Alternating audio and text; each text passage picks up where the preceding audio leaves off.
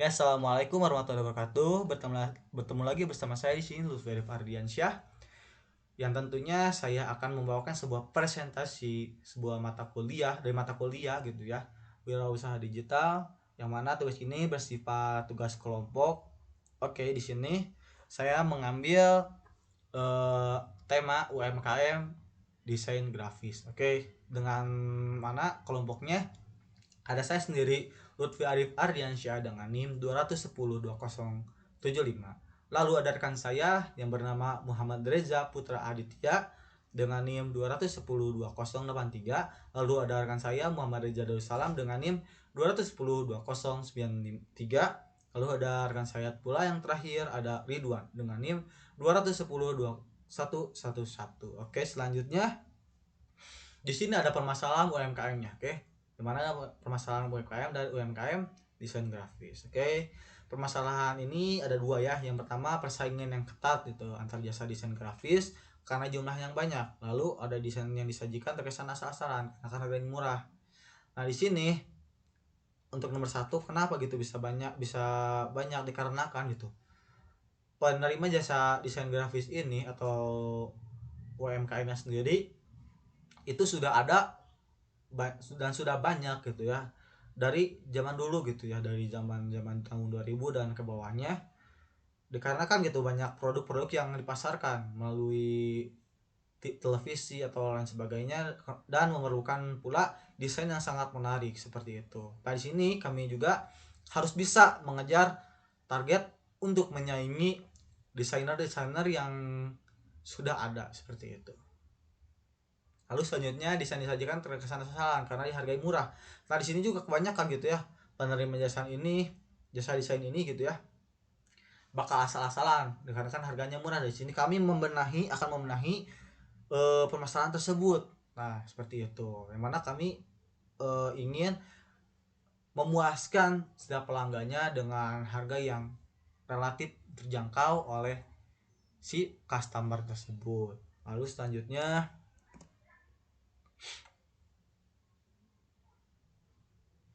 di sini ada tujuannya, tujuan dari UMKM yang kami teliti ya ini UMKM desain grafis, oke. Tujuannya ada mempermudah gitu ya proses kerja pebisnis pemula tanpa harus memikirkan desain produk. Nah, yang mana gitu di sini tuh ketika ada seorang pebisnis baru atau pemula pebisnis itu ya, misal ada tukang cilok gitu, ingin eh, membuat si dagangannya itu lebih menarik dengan desain-desain di gerobaknya gitu ya, desain spanduknya di gerobak. Nah, di sini kami gitu insya Allah gitu akan membantu dengan sebaik mungkin, sebaik kami gitu ya. Ketika dia meminta kami untuk mengerjakan desainnya, dia tidak perlu memikirkan gimana gimananya, cukup kami saja yang memikirkannya. Desainnya insya Allah akan terlihat memuaskan dan juga insya Allah akan menjadikannya lebih barokah gitu ya, karena kan akan menghantarkan rezeki yang lebih banyak gitu ke ininya, sehingga ketika lebih menarik itu akan lebih banyak itu si pembelinya yang membeli di situ gitu karena tertarik akan desain gitu ya, seperti itu. Dan juga harganya gitu. Yang kedua, menjadikan desain yang berkualitas dengan harga yang terjangkau. Di sini kami akan berusaha sebaik mungkin dan kualitas desain yang tentunya berkualitas dan harga yang terjangkau. Jadi gak akan mematok harga yang tinggi ataupun kemurahan, tapi cukup gitu ya, gak kemahalan gak kemurahan, seperti itu yang tentunya bisa bersaing dengan desainer-desainer pendahulu kami, seperti itu.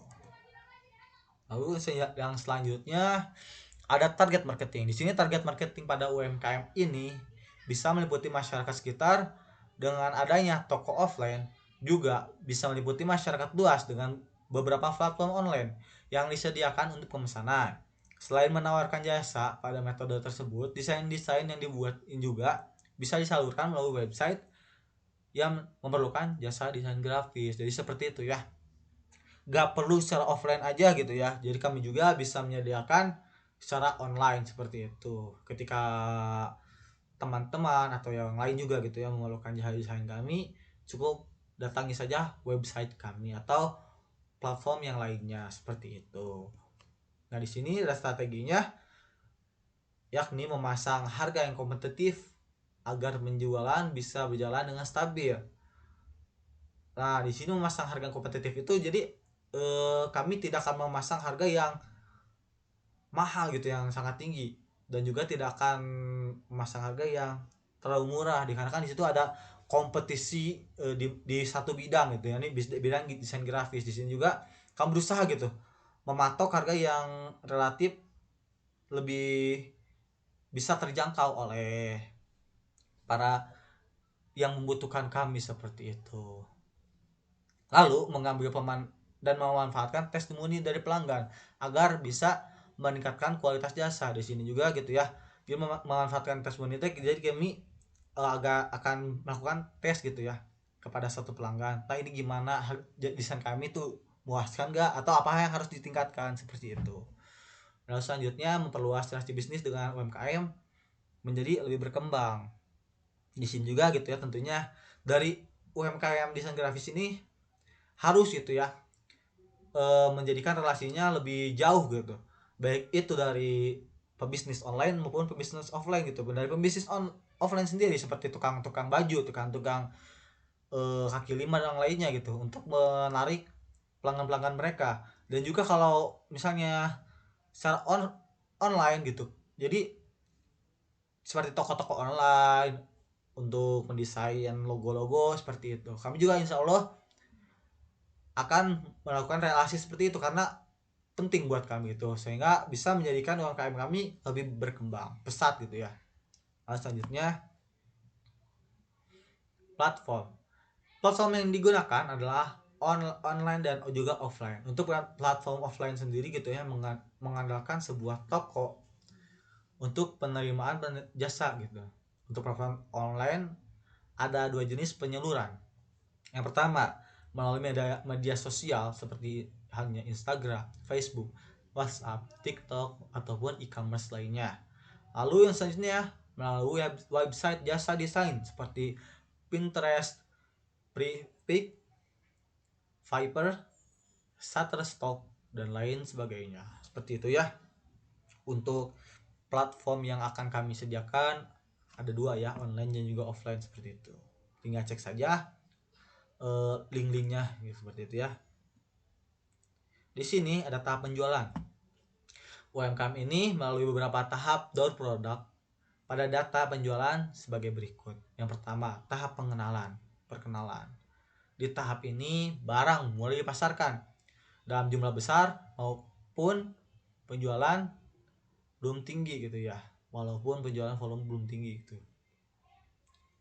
Tahap yang kedua, tahap pertumbuhan. Di tahap ini penjualan dan laba akan meningkat dengan cepat.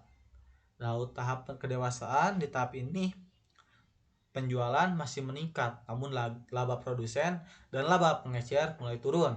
Lalu selanjutnya ada tahap kemunduran. Di tahap ini semua jenis produk mengalami keusangan sehingga harus diganti dengan yang baru untuk menggantikan produk yang kuno.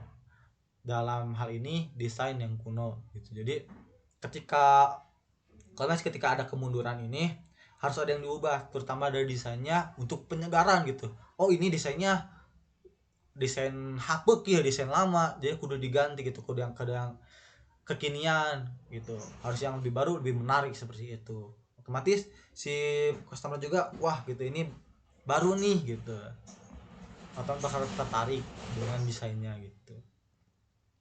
Selanjutnya ada saran pendukung.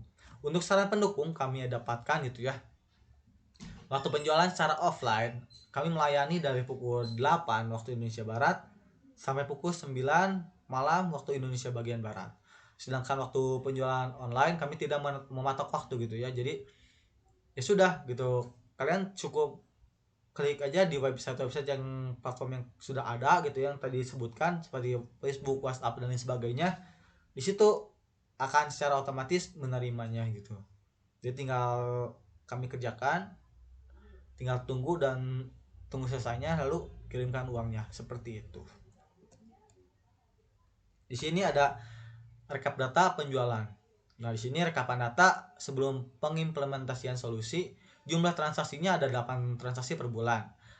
Capaian laba per bulannya sebesar 15%, lalu tingkat kepuasan konsumen sebesar 65%. Lalu rekapan data sesudah pengimplementasian solusi, jumlah transaksi ada 12 transaksi per bulan dan capaian laba per bulan ada 45%. Lalu tingkat kepuasannya konsumen setelah rekapan datanya ada 80%, seperti itu untuk rekapan data penjualan. Selanjutnya ada development timeline. Di sini seperti ini ya, ada identifikasi masalah, yang mana identifikasi masalah ini tinjauan UMKM saat ini dan temukan permasalahan yang perlu diperbaiki atau diubah. Lalu selanjutnya penentuan strategi marketing, tentukan strategi yang cocok gitu ya dengan UMKM, lalu analisa dengan baik agar target marketing bisa tercapai. Nah, selanjutnya ada pencarian dan implementasi solusi, yang mana tunjukkan usulan solusi pada UMKM lalu implementasikan jika solusi memenuhi kebutuhan, seperti itu. Yang terakhir ada integrasi ke dalam proses bisnis. Lakukan seluruh proses serta integrasikan ke dalam proses bisnis dengan tujuan pengembangan UMKM. Jadi seperti itu ya dari saya penjelasannya. Mohon maaf apabila banyak kesalahan, karena saya manusia biasa yang tidak sempurna dan juga tidak, ya pasti salah gitu ya, banyak salahnya. Oke, mungkin cukup sekian dari saya. Wabillahi taufiq wal hidayah. Wassalamualaikum warahmatullahi wabarakatuh.